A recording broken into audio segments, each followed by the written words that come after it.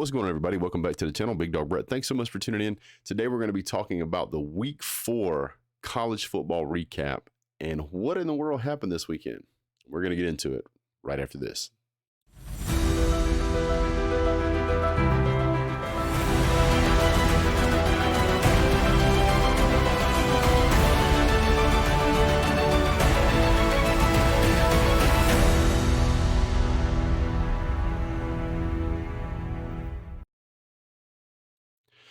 All right, guys. So I'm sure if you guys watch college football like I did, man, you were really surprised at this whole weekend.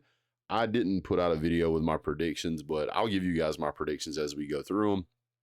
I'll let you guys know what I think. Of course, we're going to talk about the Georgia football game. We're going to talk about all of the top teams this week and some of the outliers out there that not necessarily a top 10 team, but, well, you'll see as we go. First game I really kind of want to jump into is the Ohio State Wisconsin game.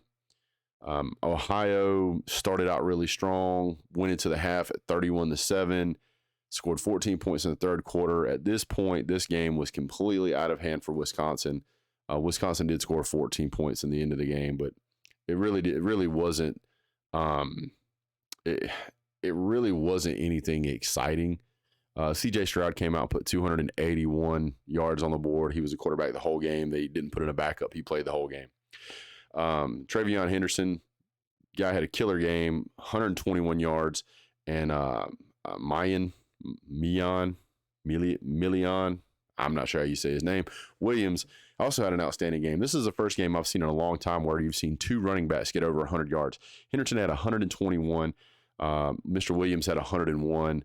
And on top of that, C.J. Stroud passed for 281 yards. Total offense was just absolutely ridiculous. Well over 500 yards worth of offense.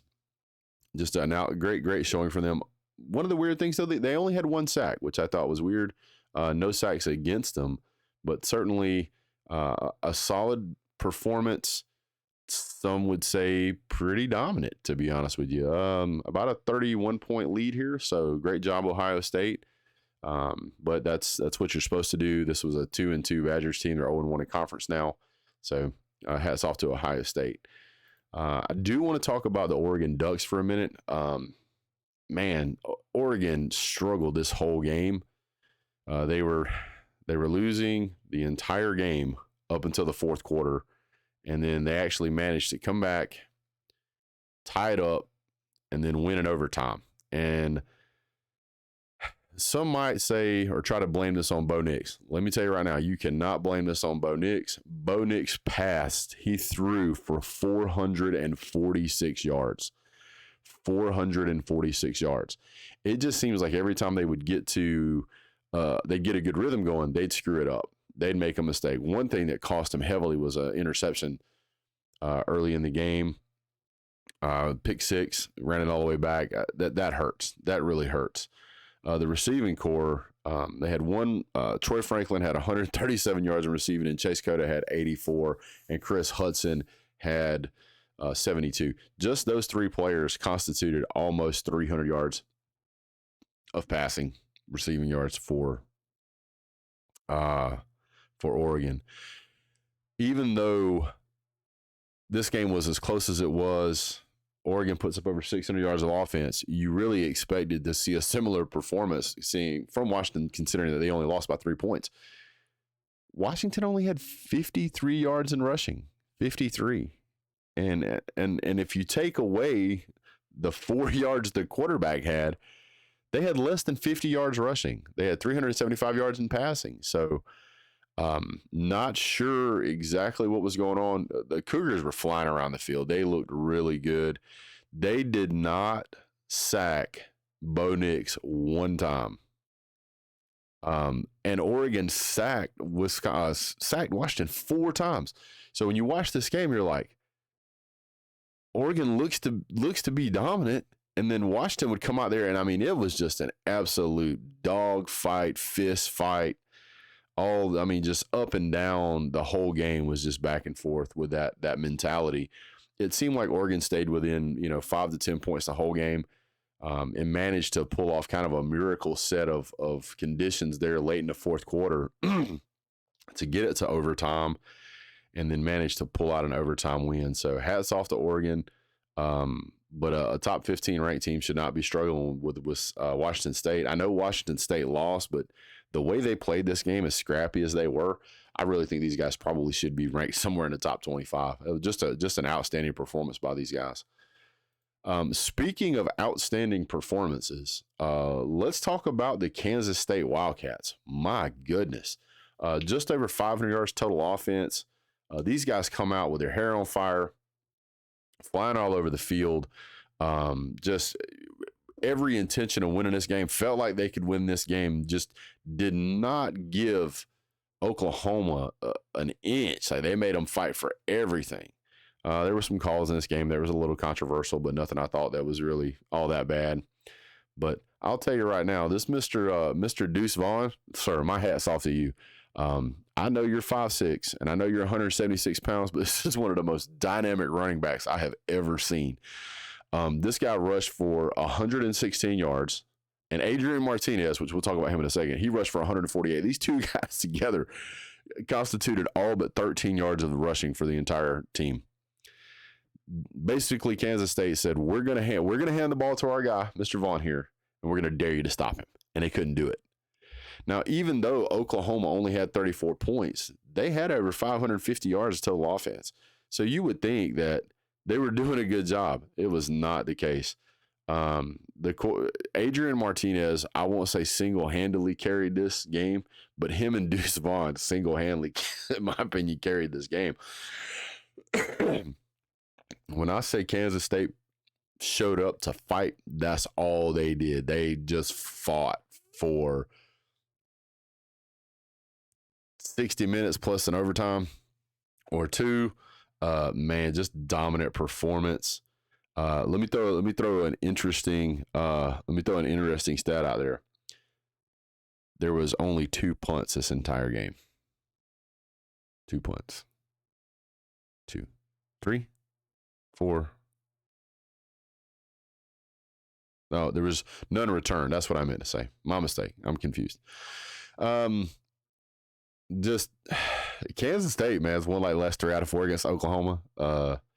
Adrian Martinez, Nebraska, you can now see it was not Adrian Martinez. So if you are a Nebraska Husker fan and you were hating on Adrian Martinez, you can see that it was not him.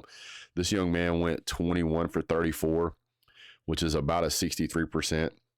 His QBR was 91 in this game against a top 6 team. Threw for 234 yards, 1 touchdown, no interceptions. Was not Adrian Martinez, guys. This guy was playing lights out. Looked really good in this game. If he plays like that the rest of the season, he will get drafted, no doubt about it. So hats off to those guys. You ruined my pool, but good for you, because that was impressive. That was really impressive. Great football game to watch. Speaking of another interesting football game to watch, Texas Tech versus the Texas Red Raiders. Texas Tech versus Texas Longhorns, excuse me. These guys, man, this was just a weird game to watch. Texas was winning at the end of the quarter. Texas was winning at the half.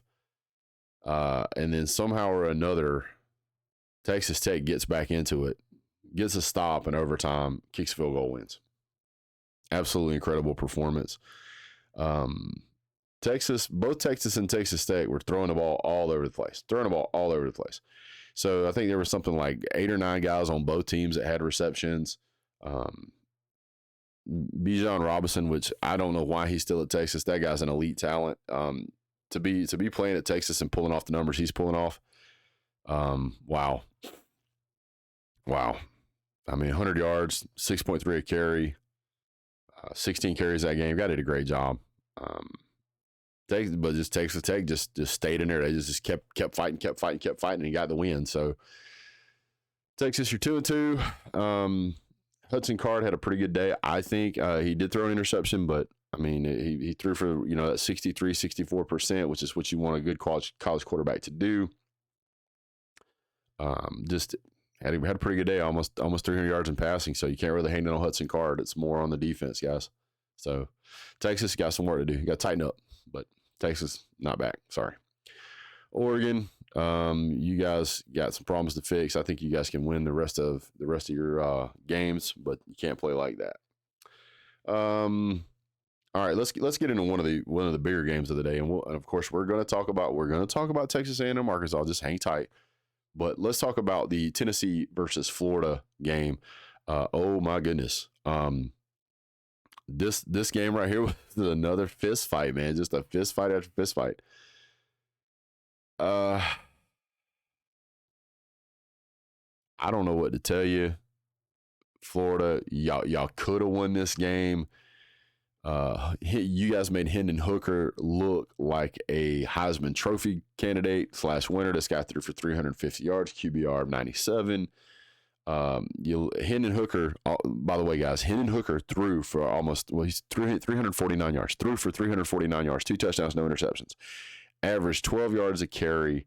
His completion percentage was something like 80%, right? That's a great day for a quarterback. Now go ahead and throw on the top of the fact that he also carried the ball 13 times for 112 yards and had a 44-yard breakout run. And he rushed for a touchdown. He was the leading rusher on the team. Anthony Richardson, in comparison, threw for 453 yards. Florida just could not seem to take care of business on the business end of the field, even though he threw for 453 yards. And they rushed for 141 yards, nearly 500 yards of total offense, and you guys only come away with 33 points. That is an abysmal failure. Tennessee wanted this game. Rocky Top was loud. That place was sold out. It was checkerboarded everywhere you looked, and those fans were there the entire game. There was multiple times that the fan noise was a factor. Looking at this game right here, Tennessee, the way they played this game, I mean, you could legitimately say they're a top 10 contender. Top 10 contender. Great job, Tennessee. Welcome back to the SEC. Days of yore when you used to beat Florida. I think this is the first time in 8 or 9 or 10 years or something you guys have beat Florida. So hats off to you guys. We already talked about the Wisconsin game. Let me pull up the Arkansas game real quick. I want to look at this game again. So the Arkansas game, I really, really thought Arkansas would have won this game. Arkansas got shut out in the second and third quarter, and Texas A&M got shut out in the first and fourth quarter. So every single quarter was completely one-sided. It was either Arkansas scored all the points or Texas A&M scored all the points. If Arkansas could have got a field goal earlier in this game, they could have won this game. By the way, let me back up a second. Billy Napier, sir, you got to get a hold of yourself. That was absolutely embarrassing. The way you were trying to run out on the field. I don't know if you thought you were going to fist fight somebody, sir. This is not a bar.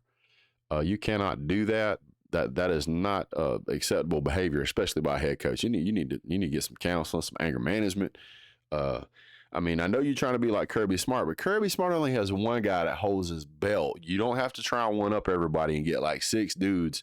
Like those two big linemen from the replacements. You don't need those guys to hold you back to make you look tough. Just simmer down now. Simmer down. It's your first game with Tennessee, so yeah, get a hold of yourself.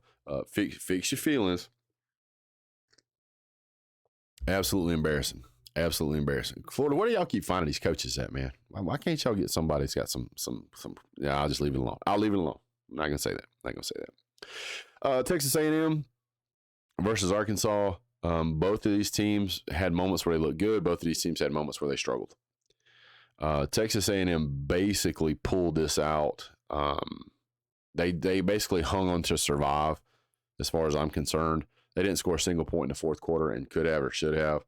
KJ Jefferson only threw the ball 19 times. I think that was a mistake. They passed for 171 yards. There were times when they were running the ball and it looked good, but they just couldn't sustain it. Jaden Hazelwood, which I think is one of you guys' biggest weapons, really was not getting the ball enough. It just seemed like everything that could go wrong went wrong. And I love Sam Pittman. I wanted to see him do really well in this game. One of the things that really hurt him is I think they had like 5 fumbles. They recovered 1. Texas A&M had 3 fumbles. I mean, it was an exciting game to watch. Don't get me wrong. Arkansas had 3 sacks. Texas A&M had 2. I mean, it was just kind of all over the place. I mean, it was a great game to watch, but at the end of the day, Arkansas could have, should have won this game. Texas A&M kind of needed this game to bounce back a little bit, so we'll see what happens. Both of those guys are Um, really, really solid football teams. Really, really solid football teams. So don't know what happened there. Let's see what else we want to talk about here. The Baylor game. Iowa's got a really good defense, but Baylor managed to overcome it. You know, they ended up 31-24. Not a whole lot to talk about in this game. Just kind of, whatever. Miami got absolutely embarrassed by Middle Tennessee, 45-31. Middle Tennessee apparently is the second best team in Tennessee right now. I don't know. That was, well, I don't know what Miami was doing. They let Middle Tennessee score a 98-yard touchdown. It was not good. It was not good. When you score, they were down 17 to 3 in the first quarter. You want to talk about sleepwalking, Georgia? We'll talk about Georgia sleepwalking here in a minute, but Miami sleptwalked through the whole first quarter and then had to get back into it or try to get back into it and could just never catch up. They'd score and then Middle Tennessee would answer and then they'd score and Middle Tennessee would answer. And I mean, it just went back and forth, back and forth. Middle Tennessee, believe it or not, had 400 yards in passing. The quarterback threw for about a 65% 65% completion percentage. Threw for 400 yards passing against Miami. Miami, you're not back either. Not if you're going to let Middle Tennessee do something like this. Middle Tennessee passed better than you. Middle Tennessee ran better than you. Middle Tennessee just outplayed you guys. And they threw the ball, I think, to about 5 or 6 people versus where you guys were throwing everybody on the team. They couldn't get it going.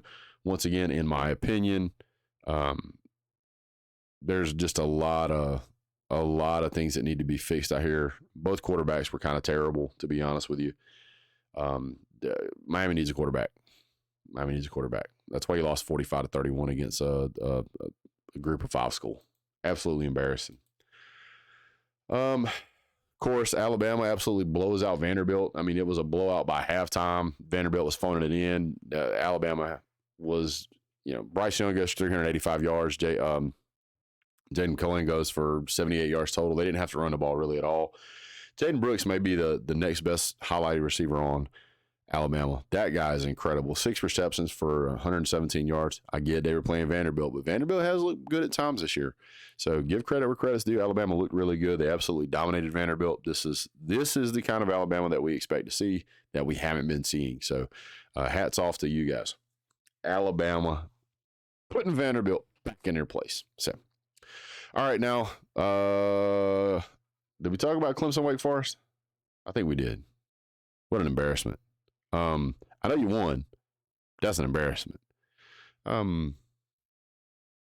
No, we did not talk about Clemson Wake Forest. I don't know why we didn't talk about it, but we're going to talk about it now. You guys got outplayed. Just straight up and down outplayed. Sam Hartman comes out, throws for 337 yards, is hitting targets all over the field. Jamal Banks, Devon Green, Perry, and I mean, it basically just hit those guys on a rotation, and there was nothing Clemson could do about it.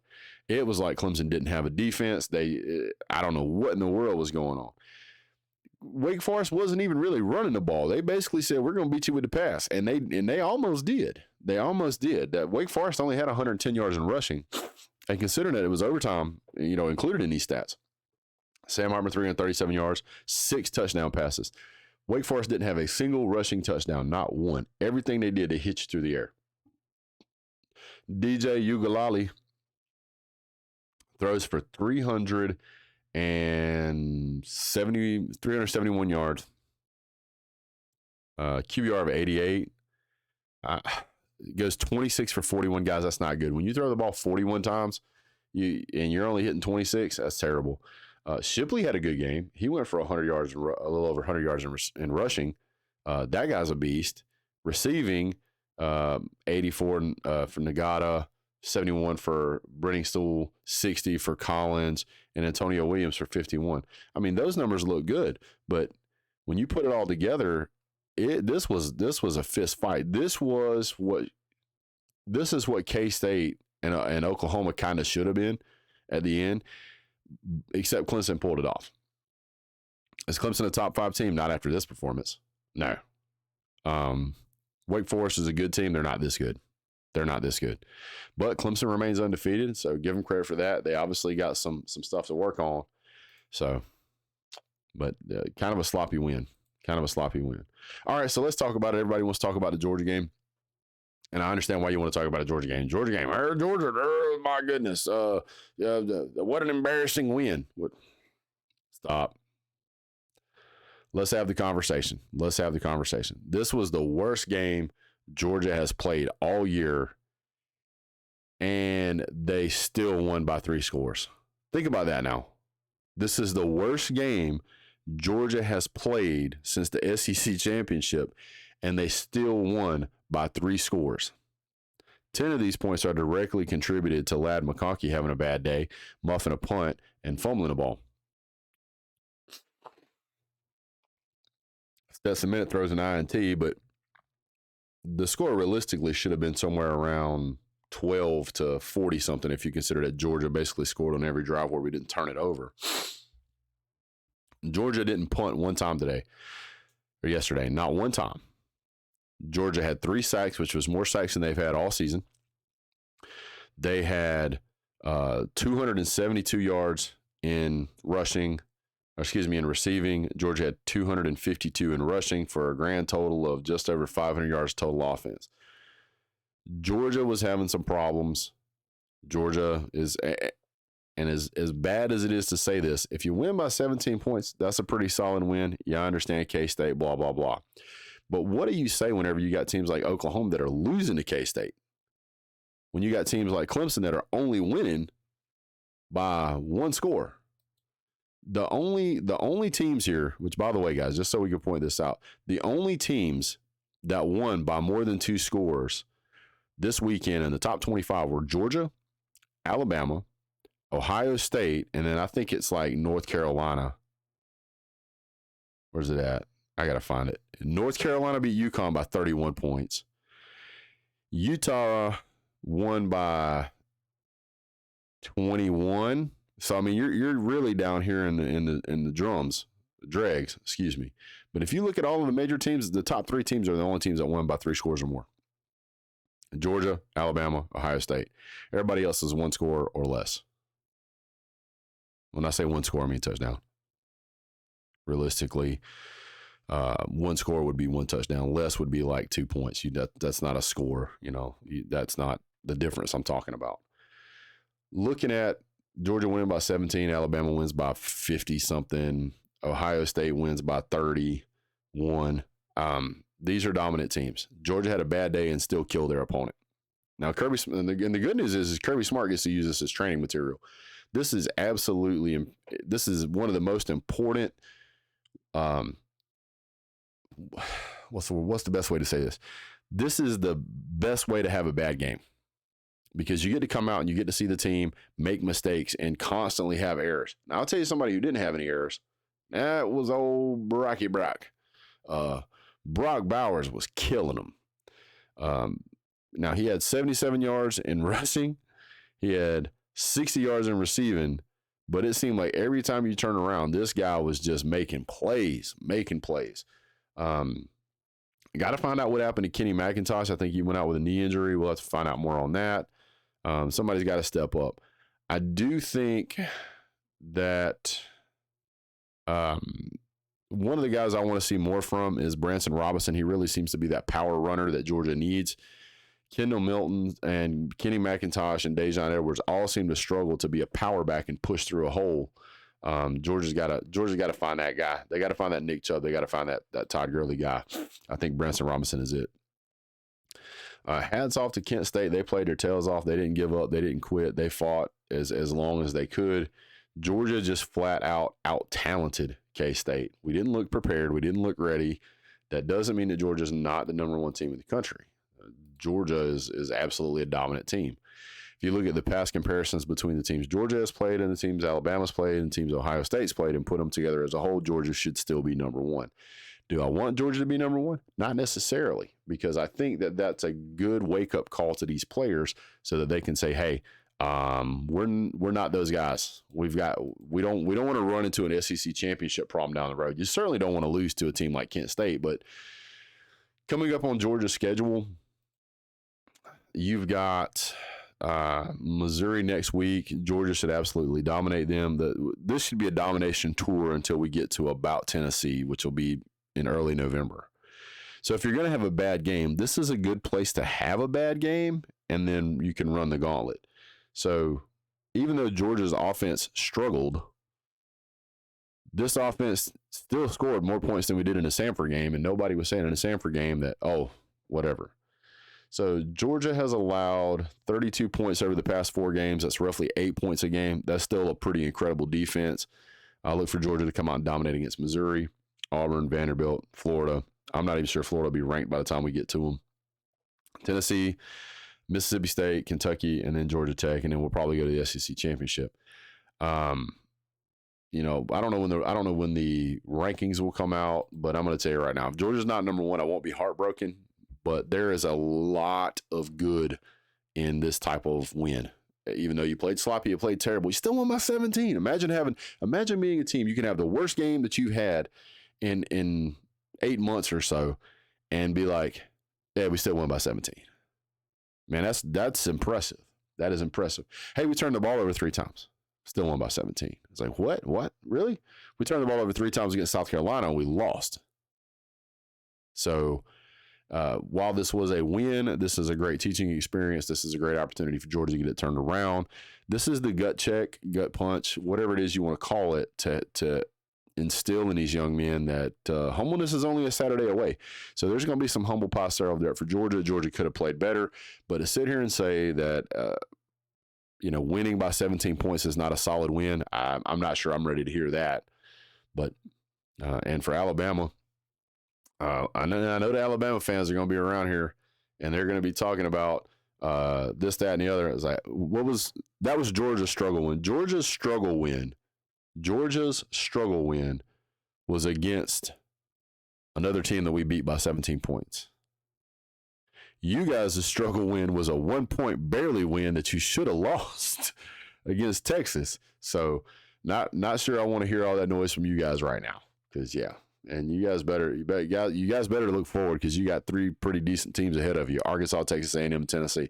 Don't worry about Georgia right now. You got bigger problems. So, but I wouldn't be surprised if you don't, if they somehow move Alabama to number 1. That wouldn't surprise me.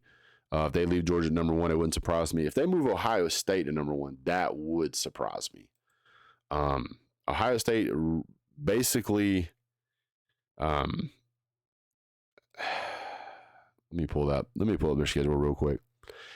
You know, they've allowed 21 points, 21 points, 12 points, and 10 points. So they've allowed 40, 50, 64. They've allowed 64 points across 4 games. That's 16 points a game. That's twice as many as Georgia has allowed. So, and that 21-10 win over Notre Dame ain't looking as good as it used to. So, yeah, my opinion.